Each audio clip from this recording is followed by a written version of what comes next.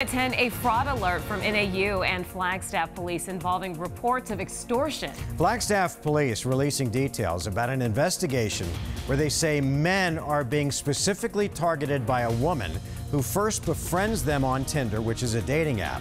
They say the suspect then asks the men to take a picture of their face and their genitals and to send them to her.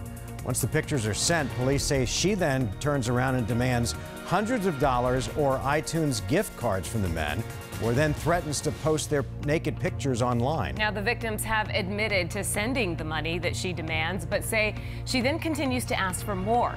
Flagstaff police are using this as a warning, telling people to be careful when dealing with strangers on the internet and social media.